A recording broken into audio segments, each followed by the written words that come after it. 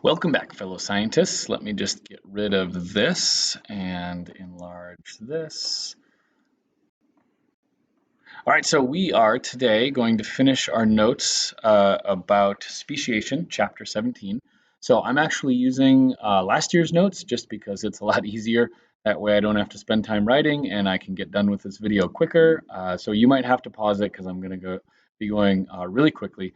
So this year I forgot to have you write down our actual definition of our biological or reproductive species concept. So it is a groups of actually or potentially which is interesting because they could mate in the lab, but they could possibly not mate in the wild for different reasons. Interbreeding natural populations which are reproductively isolated from other groups. So let me see here if I can do, let's see, this reproductively, yeah, there we go. Reproductively isolate. Sorry, getting used to this. Reproductively isolated from other groups. That is key. That is huge. Make sure that you write that down because that's going to be our main thing for speciation. So we use the example of lion and tiger. They're different species, even though they mate. They make us infertile. And then, of course, caracal, serval, house cat. Right? There's the trend to introduce wild genes into populations. So we didn't talk about weaknesses yet. So weaknesses, of course, are bacteria because different species of bacteria can actually change genes, or sorry, not change genes, but exchange genes. So they can trade little plasmids through a little tube in the cell membrane that they make. So that's kind of weird. And then bacteria also reproduce asexually, so you can't really have an interbreeding population because they just reproduce by themselves. And then going on with that, there are other things that reproduce asexually, such as some lizards, right, reproduce asexually. So that's a difficulty with the biological species concept. And then thirdly, we have fossils. Fossils obviously can't reproduce because they're dead. So that's another weakness. All right, then turn the page. So our third kind of definition of a species, or a third way that we can define species, is called the lineage concept. So it's a species as a series of populations over time.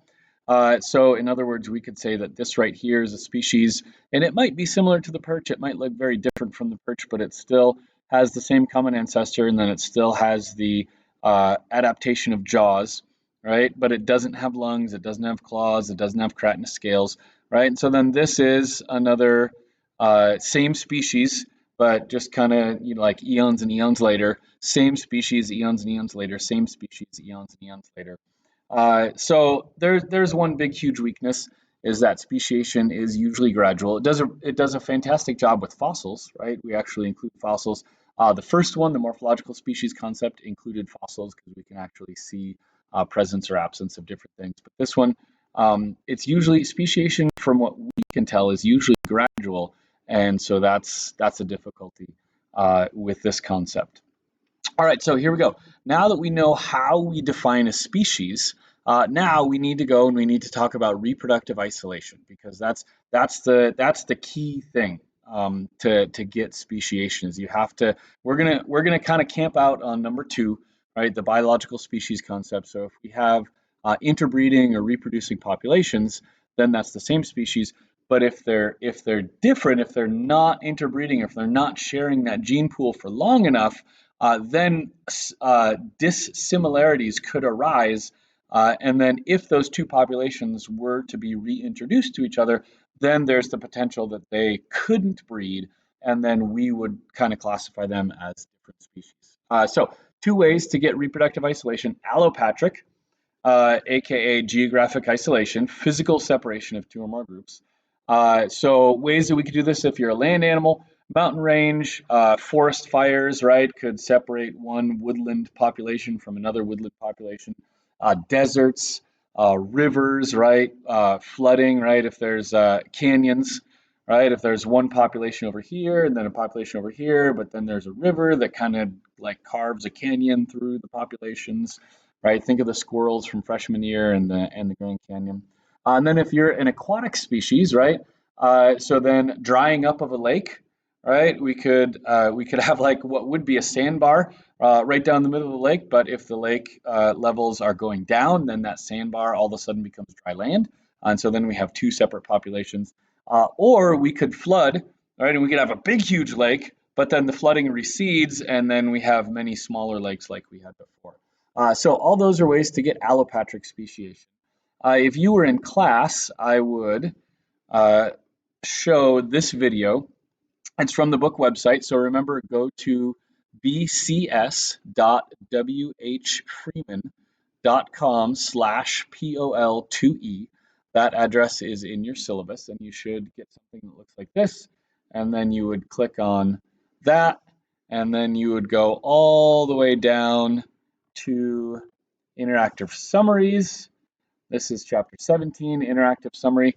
So go ahead and watch animated tutorial 17.2 because that talks about allopatric speciation.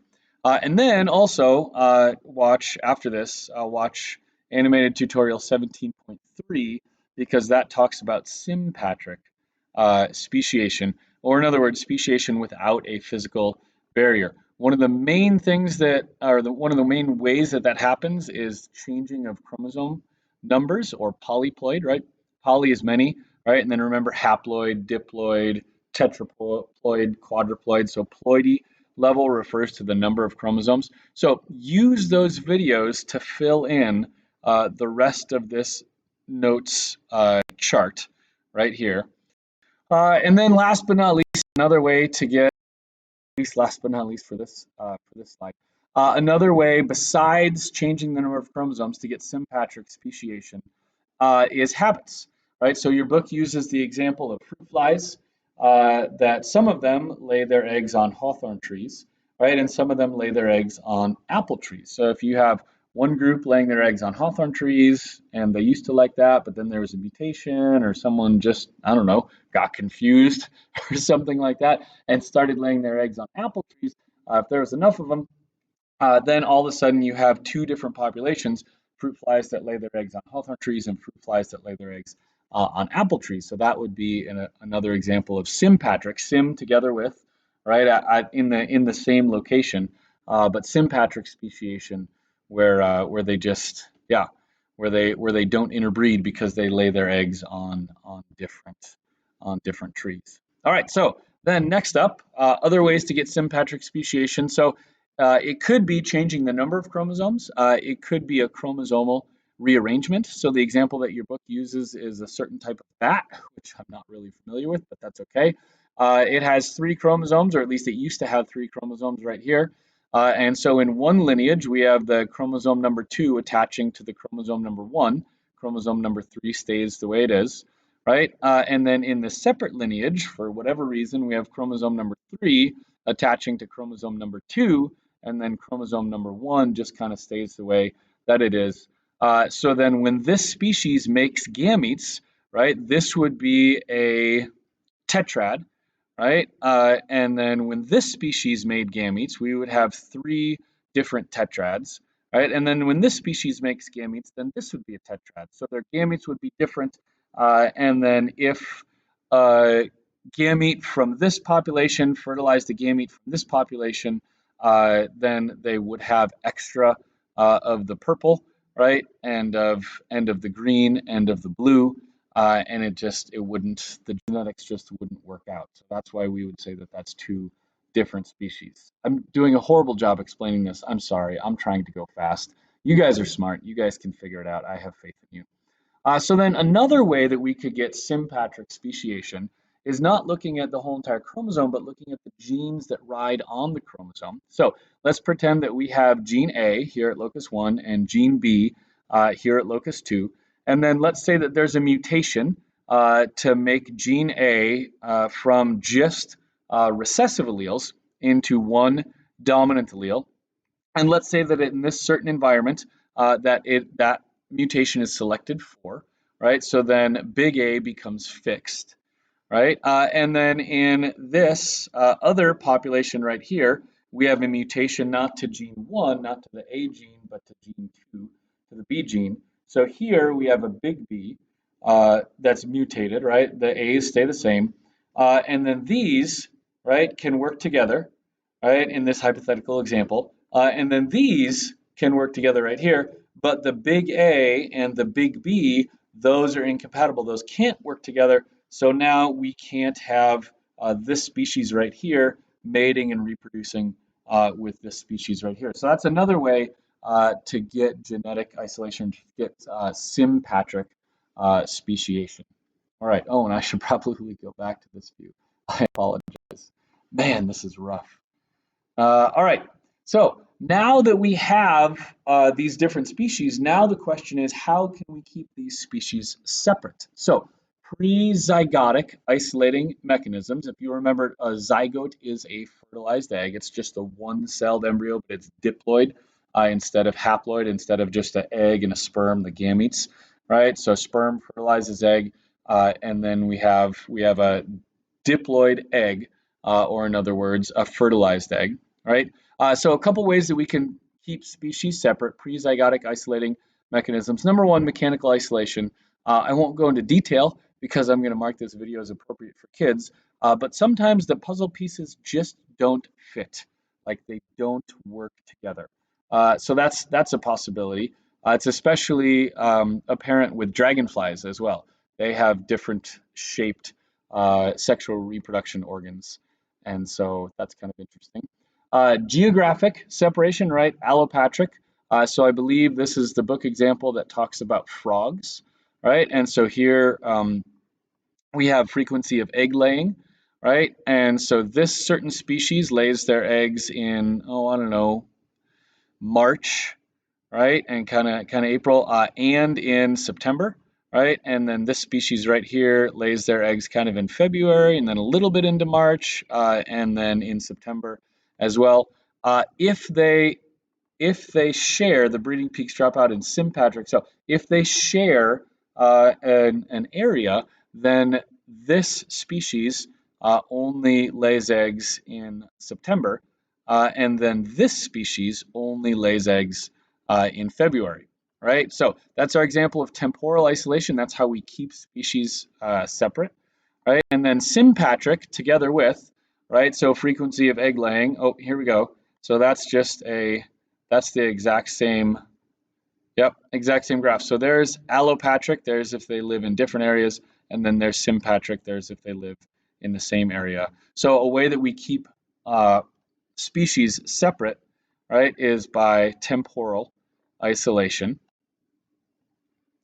Then, of course, we have behavioral isolation. So again, your book uses the example of frog calls, and whether it's a high call, or whether it's a high frequency, or whether it's a low call, low frequency.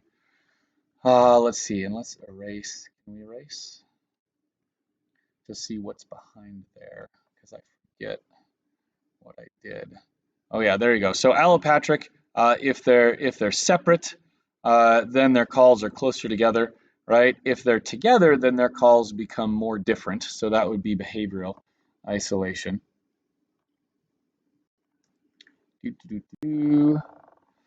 So behavioral isolation again. So Lake Malawi is a famous lake. I believe it's in Africa, and its cichlids are famous because people have studied them a lot. So there are some cichlids that prefer to spawn in rocky areas, to lay their eggs in rocky areas. Some cichlids prefer to spawn in sandy areas. Some prefer deep, some prefer shallow. Excuse me for interrupting. If anybody wants to come down for lunch, just come down by the coffee machine by the main office if you want to come down and join us from